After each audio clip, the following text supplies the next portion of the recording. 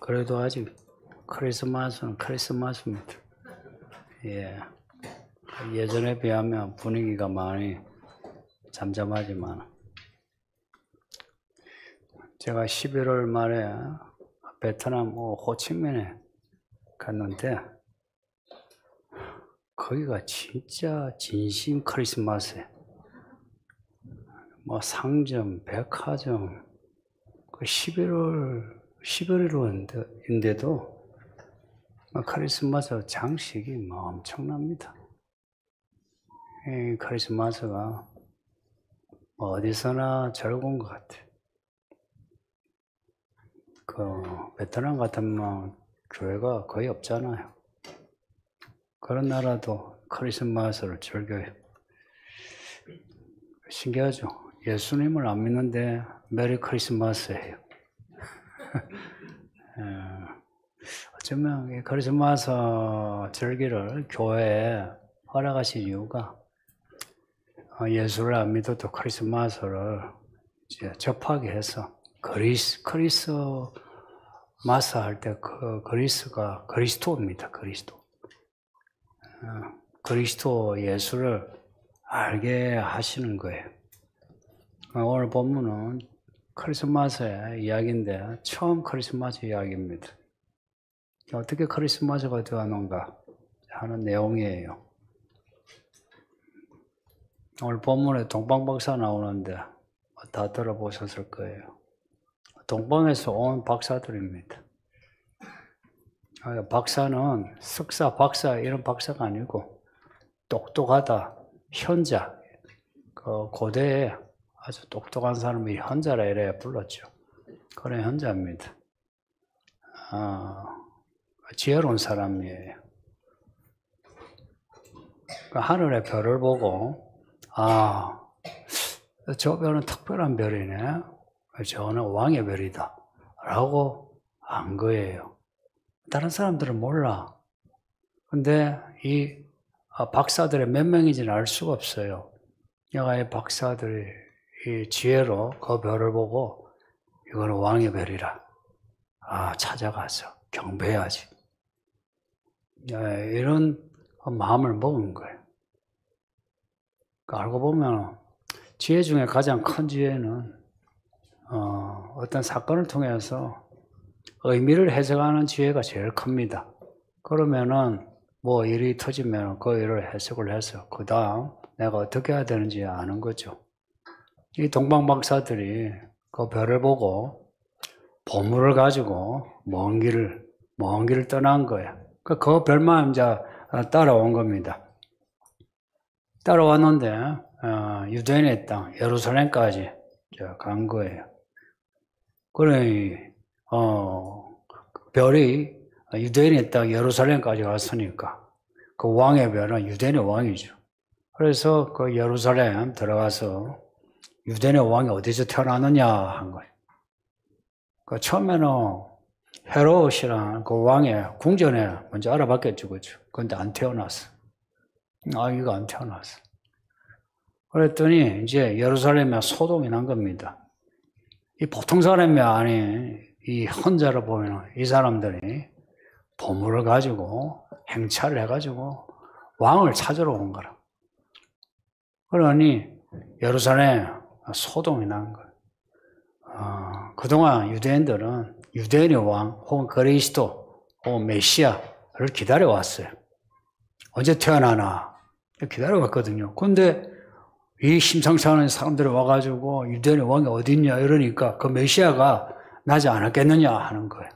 여기 이제 제일 예민하게 반응한 것이 헤롯입니다. 이 헤롯이 먼저 대제사장들하고 서기관들을 불러가지고 물어요. 그리스도가 태어나면 어디서 태어나겠냐고. 대제사장과 서기관들은 성경을 잘 아는 사람이에요. 이 사람들은 진짜 잘 알아. 미가서 5장을 인용하면서 메시아가 베들레헴에서 태어난다고. 헤롯이 이제 알아낸 거예요. 그러면 동방박사 이제 불러가지고 베들레헴에서 메시아가 유대인의 왕이 태어난다고 합니다. 그곳으로 가보시죠. 그러면서 이제 그 별에 대해서 이제 물어요. 그 별을 언제부터 봤는지, 어떻게 쫓아왔는지, 그리고 그 별을 어떻게 유대인의 왕으로 여겼는지, 뭐 여러 가지 물었겠죠. 묻고는 이제 마지막에, 돌아가실 때 다시 나한테 들러달라고. 그러면 저도 가서 그 유대인의 왕을 경배하겠다고. 저는 요 장면, 동방박사가 예루살렘에 들어가서 유대인의 왕을 찾는다는, 여기에 대해 예루살렘의 반응을 읽을 때마다 이제 성경의 한 그 사건이 늘 생각나요. 겹쳐져요. 그냥 요나라는 선지자가 아수르의 수도 니느웨에 갔어요.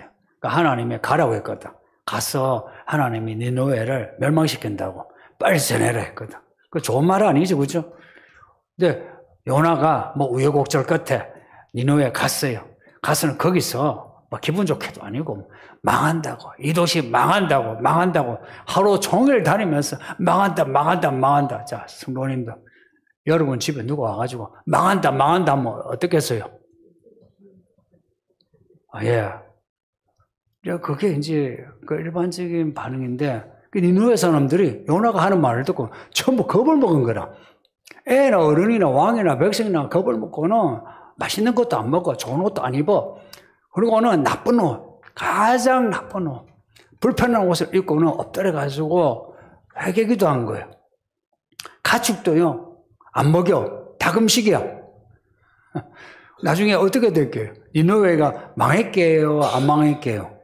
안 망한 거예요. 이제 그 이야기가 항상 저에게는 이제 겹쳐져요. 그 예루살렘에 그래도 그 별을 보고 찾아온 동방박사 현자들이 메시아가 어디 태어났냐고, 유대인의 왕이 어디 태어났냐고 이제 하면은 본문에 소동했다 그러죠. 소동했다 이거예요. 뭐 시끌시끌 뭐 이게 무슨 일인가 했는데 이 헤롯의 반응 보세요. 유대인의 왕이 낳고 그리고 베들레헴에서 낳았다면 어떻게 하겠어요? 진짜 유대인의 왕을 경배할 마음이라면 어떻게 하겠어요? 나도 같이 가겠죠, 그죠? 그리고 대제사장들과 서기관도 그래요. 이 사람들은 성경을 잘 알아가지고 베들레헴에 가시면 됩니다 라고 했거든요. 지금 예루살렘이 소동할 정도로 그런 지금 분위기인데, 그러면 대제사장들과 서기관들이 메시아가 태어났다면 어찌해야 됩니까? 가야죠. 자기들이 먼저 가야지. 먼저 가서 경배해야지. 왜냐하면 이 사람들은 하나님이 일을 하는 사람인데. 그런데 이 대제사장들과 서기관들은 그냥 정보만 알려주고 안 가요. 나중에 어찌 되었게요? 나중에 이 태어난 아기 예수님이 자라 하나님이 일을 하는데 예수님이 전하신 그 복음이 마음에 안 들어가지고 죽인 사람들이에요. 대제사장들과 서기관 이 사람들입니다. 이 이름이 나중에 그대로 나와요. 그러니까 메시아가 납니다. 또 헤롯도 내가 가서 나도 경배하리라 하죠. 이게 진심이 아닌 거예요. 말로는 메시아를 내가 경배하리라, 내가 메시아를 기다립니다 라고 하지만 진심이 아닌 거라. 성도님들, 진심이 아닌 말을 하면은 나중에 꼭 그 말과 반대의 모습을 하게 돼요. 그래서 특히나 교회 안에 있는 우리도 예수 믿는다 그러죠. 그리고 예수를 믿는다 할 때에 우리 언어는 약간 고정되어 있어요.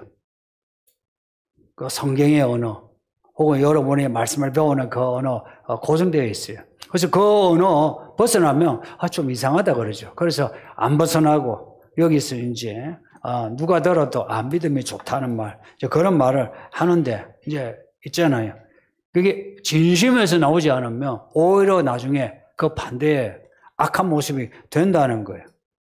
그러니 예수님을 믿는 동안에는 우리의 진심을 만들어 가야 돼요.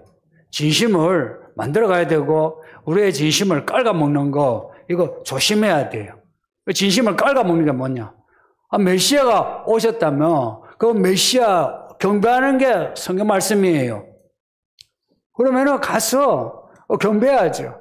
근데 메시아가 나셨다는 거 사실 기다렸다 했고요. 그리고 안다 말이에요.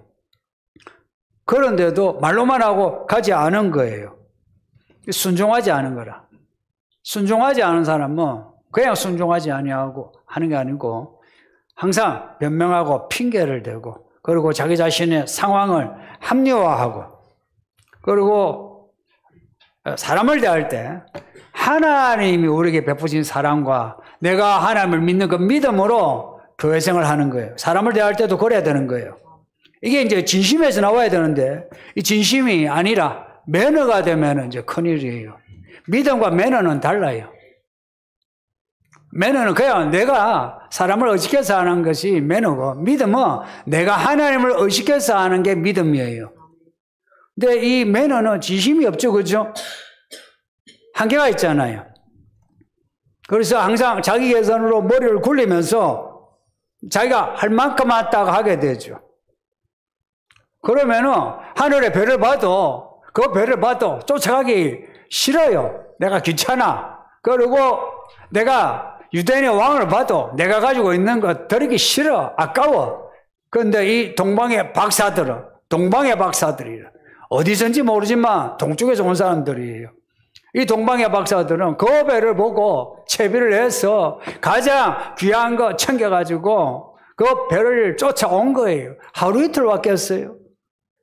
아마 몇 달을 두고 왔을 수도 있어요. 그렇게 해서 이제 예루살렘까지 와서 헤롯에게 베들레헴에 그 메시아가 태어납니다 한 소리를 듣고는 곧장 이제 베들레헴으로 간 겁니다. 갔는데 어느 집에 위에 별이 멈춘 거예요. 대단한 현자들이죠. 하늘의 별이 그 집 위에 멈췄다는 걸 볼 만큼.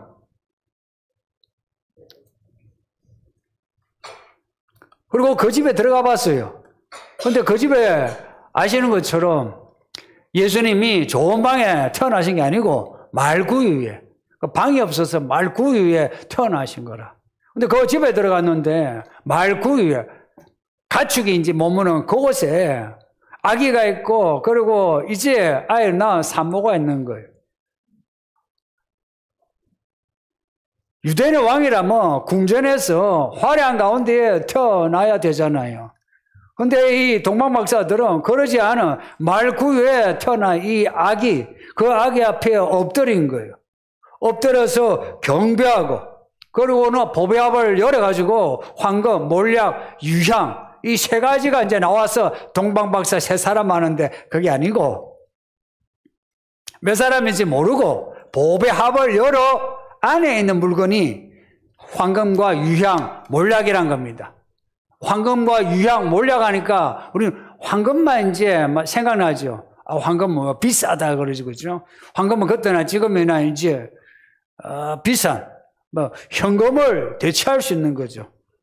근데 황금은 설명할 거 없고 몰약과 유향은요 그 당시에 약이고 향수입니다. 비싼 거예요. 지금은 부동산이 제일 비싸죠, 그렇죠? 차와 부동산이죠. 그 당시에 부동산이 황금과 몰약, 유향이라 보면 됩니다. 그 당시에 재테크가 황금과 몰약, 유향이에요.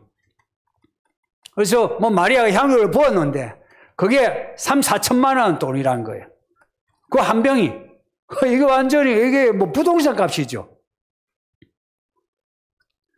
동방박사들이 가장 귀한 거, 비싼 것을 가져와가지고 아기 예수께 바쳤다 하는 겁니다. 이게 처음 크리스마스의 모습입니다. 동방박사들이 그 먼 데서 아기 예수를 만나러 그냥 오지 아니하고 보배합에 황금과 몰약과 유향을 가지고 와서 바쳐서 드린 이 일이 처음 크리스마스예요. 그러니 크리스마스는 예수님께 나아오는 날이고 예수님께 보물을 바치는 날입니다. 그렇게 경배를 받은 그 예수님, 황금과 몰약과 유향을 받은 그 예수님이 나중에 어떻게 되었는지 아시죠? 잘하셨어요. 30살 쯤에 복음을 전하기 시작하십니다. 그 3년여 복음을 전하시는데 사람들에게 미움을 받아요. 예루살렘에 이 대제사장들, 서기관들, 이들의 아들들이겠죠, 그죠? 한 30년 지났으니까. 이들이 예수님이 전하는 복음이 또 예수님이 하시는 일이 마음에 안 드는 거라 해서 이런저런 거짓말로 섞어가지고 고발을 하고 빌라도에게 보내고 헤롯에게 보내고 그리고는 재판할 때 예수 죽이자, 십자가 죽이자 그렇게 해가지고 예수님을 죽이는 거예요. 예수님이 죽으셨어요. 복음서를 보면 예수님이 황금과 몰약, 유향을 누리며 사신 적이 없어. 이 아기 때 받긴 했는데 목수로 자라셨고 그리고 3년여 동안에 돌아다니셨어요. 여우도 집이 있는데 예수님은 집도 없이 돌아다니셨어요. 그리고 예루살렘에서는 사람들에게 그렇게 욕을 먹고 얻어맞으면서 십자가 죽으신 거라. 그렇게 죽으시는 예수님이 하신 말씀이 있어요. 내 죽음을 잊지 말라 그러셨어요. 내 피와 살을 기념하라 그래요. 그게 성찬입니다. 보통 죽은 사람의 생일은 안 챙겨요. 우리 예수님이 태어나시고 죽으셨어요. 그런데 우리가 크리스마스를 지켜요. 왜 지키게요? 예수님이 죽으셔서 무덤에 묻히셨으나 살아났어요. 예수님이 살아나셔서는 이제 안 죽어요. 그래서 이 교회로 하여금 크리스마스를 지키게 하시는 것 같아. 영원히 살아계신 그 살아계신 그리스도의 그 처음 시작을 우리로 하여금 집중해서 주목하도록. 어떻게 예수님이 태어났나? 그 예수님이 죽으셔서나 살아났단 말이에요. 살아나셔서는 하늘로 올라가신 거라. 하늘로 올라가셔서는 지금도 하나님의 어린 양으로 우리를 지금 보고 계신 거라. 십자가 그 흔적을 그대로 가지고 보고 계신 거라. 그 예수님이 성경의 마지막에 계시로 주신 말씀이 뭐냐니까 내가 속히 오리라 합니다. 이게 성경의 마지막 말씀입니다. 예수님이 가신 지 2000년이 되었지만 예수님이 우리에게 하시는 말씀이 내가 속히 오리라고 합니다. 성도님들, 그 말씀을 그대로 적용을 하면 예수님이 속히 오십니다. 천천히 오시는 게 아니고 예수님이 지금 속히 오십니다. 예수님이 다시 오신다. 예수님이 다시 오신다. 처음 오실 때는 말구 위에 아기로 오셨어요. 이제 예수님이 아기가 아니에요. 이제 예수님이요. 만왕의 왕으로 백마 타고 오십니다. 백마 타고 오시는데 하늘의 천군 천사들을 그리고 성도들을 대동해서 오시는데 그 입에 말씀으로 그 말씀이 양날의 칼이 돼가지고 이 세상을 심판합니다. 2000년 전에는 그 말씀으로 사람을 살리는 생명의 말씀인데 이제 다시 오실 예수님의 그 입에서 나오는 그 말씀은 생명의 말씀이 아니라 칼 같은 말씀이라서 그 말씀으로 온 세상 사람이 심판받는답니다. 심판이 뭐냐면은 결산입니다. 우리 인생을 결산하시는 거예요. 우리에게 주신 거 잘 받았는지 받으라 하는데 안 받는 거 죄예요.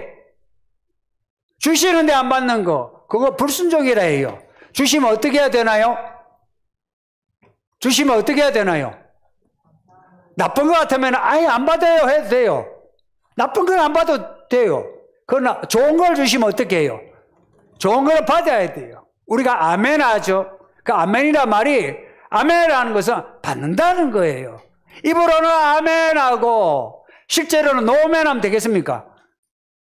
입으로 아멘 하는 것처럼 손을 들어서 주시는 것을 받아야 돼요. 우리에게 주시는 거. 많은 걸 주셨어요. 먹고 마시면서 살아가는 모든 걸 주셔서 뿐만 아니라 그보다 더 귀한 거 성령을 우리에게 주신다고 합니다. 근데 우리에게 필요한 거, 먹고 마시는 거, 이거는 내 몸에 필요하니까 아이고 주세요 주세요 주세요 하는데, 하나님의 진짜 주고자 하는 하나님의 기업, 하나님의 성령을 주고자 하는데 그건 됐습니다면 예의겠습니까? 하나님에 대한 예의가 아니죠. 하나님에 대한 예의를 믿음이라고 하는 겁니다. 우리에게 성령을 주시는 거예요. 그리고 우리에게 부르시며 소망을 주세요. 우리가 해야 할 일을 주세요. 성경에 달란트 뭐나 이런 이야기 많아요. 우리에게 뭔가 주셔놓고는 나중에 결산하신답니다. 결산할 때가 가까이 온 거예요 지금. 그리고 이 하나님의 결산은 아주 엄격해요. 우리끼리 봐주는 거예요. 그런 거하고 달라요. 하나님은 이제 안 봐주세요. 성도님들, 하나님이 이제 안 봐줘요. 하나님이 가지신 저울, 그 저울이 뭐냐면 이 말씀이에요. 이 말씀의 저울로 우리를 판단하세요. 그러면 그 판단을 비껴갈 사람이 없어요. 왜냐? 그 판단이 너무나도 정확하니까. 그래서 지금 우리가 살았을 때 뭘 해야 되느냐? 오실 예수님을 준비하는 겁니다. 우리를 위해 십자가 죽으셨어요. 그리고 우리에게 성령을 주시는 거예요. 뭐 우리가 먹고 마시는 거 이런 거는 이거는 기본이고, 이건 기본이에요. 그 기본과 함께 우리가 하나님의 사람으로 필요한 특별한 선물, 그 성령을 우리에게 주셔 하나님의 일을 하게 하시는, 그리고 때마다 우리에게 필요한 지혜와 능력을 우리에게 주시는 거예요. 그래, 그 예수님의 그 태어나심을 기념하면서 예배하는 우리 동방박사들은 황금과 몰라 유향을 들었어요. 그거로 족하겠습니까? 아기 예수님에게는 황금과 몰라 유향으로 통칠 수 있을지 몰라도 우리 위해 십자가에 달려 죽으시고 부활하시고 성령을 부어주시는 그 예수님께 뭘 드려야 되겠습니까? 황금과 몰약 유황만이 아니라 우리 자신을 드려야 하거든요. 그러니 크리스마스 헌금 얼마로 퉁칠 생각하지 마세요. 예? 퉁칠 생각하지 마세요. 의외로 성도들 퉁 잘 치거든요. 예수님이 우리에게 지금 바라는 거, 우리 자신을 바라세요. 우리 자신을. 태어나신 예수님, 자라신 예수님, 죽으신 예수님, 부활하신 예수님, 올라가신 예수님, 성령을 부어주신 예수님. 이 놀라운 하나님의 일들 다 우리를 위한 거거든요. 우리를 위한 거예요. 이게 뭘 의미하냐? 이제 우리가 예수님을 믿는다 할 때는 인생의 전부를 걸고 예수님을 따라가야 하는 거예요. 그래서 크리스마스는, 크리스마스란 거는 그리스도하고 모인다는 말이 합치지 말이에요. 이 모인다, 이게 이제 모이면 예배하잖아요. 그래서 천주교회는 미사라에 불러요. 미사 그 말이나 크리스마스란 말이나 마스란 말이 같은 말이거든요. 크리스마스, 이 그리스도 모이는 모이는 우리들이 어떻게, 뭘 그 그리스도에게 바쳐야 되느냐. 우리 자신을 원해요. 그래서 예수님이 하신 말씀이 자기를 부인하고 자기 십자가 지고 나를 따르라 그러셨어요. 그래서 혹시 오늘 처음 이제 교회 오신 분, 혹은 교회 적응이 잘 안 되시는 분들, 아기로 태어나신 예수님을 생각하세요. 똑같이 우리도 크리스마스에 우리 예수님이 우리에게 주시는 은혜와 성령으로 우리도 다시 태어나는 겁니다. 그동안 살아온 거 있지만 다시 태어나는 거예요. 어쩌면 예수님의 처음 크리스마스는 우리를 해산하기 위한 크리스마스인 거예요. 우리가 살아온 세월이 있는데 그 세월을 정리하고 우리가 거듭나서 새로운 사람으로 살게 하기 위해서 이 크리스마스를 우리에게 이렇게 기록해서 보여주시는 거예요. 크리스마스 할 때 그냥 크리스마스 합니까? 메리 크리스마스 하죠. 메리가 무슨 뜻인지 아시죠? 즐겁다 한 거예요. 아, 행복하고 즐겁다. 해피 크리스마스. 즐거운 크리스마스.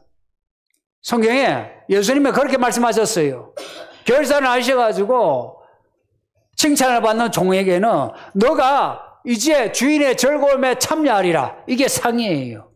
메리 크리스마스 할 때 이 크리스마스가 즐거우려면 내가 그리스도의 사람으로 바쳐져야 해요. 그래야 진정으로 즐거워져요. 크리스마스만 아니라 매주 예배 드리는 거 있죠. 이 예배가 즐거운가? 아니면 내가 일상에서 바깥에서 살면서 내가 믿는 사람으로 티내고 사는 것이 즐거운가? 아니면 교회 와가지고 얼마 헌금을 하는 것도 교회 일을 하는 것도 즐거운가? 억지인가 즐거운가? 생각해 보세요. 이 즐거움이 되려면은 우리 예수님의 그 나심이 누구를 위한 것이고 예수님의 죽음이 누구를 위한 것이고 예수님이 우리에게 약속하신 성령이 누구를 위한 것인가? 이걸 안다면은 마음이 메리메리 할 수밖에 없습니다. 메리 크리스마스. 예수님이 다시 오시면 믿는 사람은 믿는 사람끼리 다 모입니다. 안 믿는 사람은 안 믿는 사람 모이지 못해요. 성 밖에 있게 돼요. 크리스마스의 완성은 우리 예수님이 다시 오시는 그날이라고 생각합니다. 성도님들, 이렇게 설교하면 여러분 얼굴이 다 보이거든요. 오늘 처음 보는 얼굴도 있고요. 근데 오늘 처음 보도 10년을 보도 똑같은 마음이, 이건 제 진심이, 저도 여러분도 여기 한 사람도 빠짐없이 이 크리스마스의 날에 모였잖아요. 우리 예수님 오시는 재림하시는 그날이 크리스마스입니다. 그날에 우리 모두가 또 함께 모여서 다 그리스도의 그 나라에 올라갈 수 있는 은혜가 우리에게 있기를 축복합니다. 네, 말씀 생각하면서 우리 짧게 기도하겠습니다. 말씀 생각하면서 기도해요. 아버지 하나님 감사합니다. 크리스마스에 우리를 불러주시니 감사합니다. 우리 예수님이 하나님의 아들이신데 이렇게 아기로 태어나시니 참으로 신비롭고 놀랍습니다. 우리를 구원하기 위해서 이렇게 사람으로 오신 거